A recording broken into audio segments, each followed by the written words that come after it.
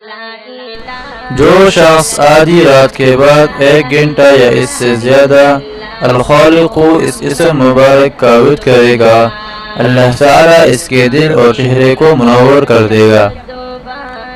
جس کا مال یا بیٹا گم ہو گیا ہو، اگر وہ 5000 بار اس کا ورد کرے تو گم شدہ واپس آ جائے گا۔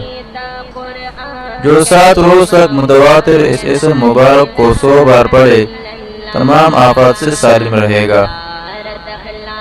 اگر کوئی شخص ہمیشہ الخالق کو پڑھتا رہے تو اللہ تعالیٰ ایک فرشتہ پیدا کر دیتے ہیں جو اس کی طرف سے عبادت کرتا ہے اور اس کا چہرہ منور رہتا ہے۔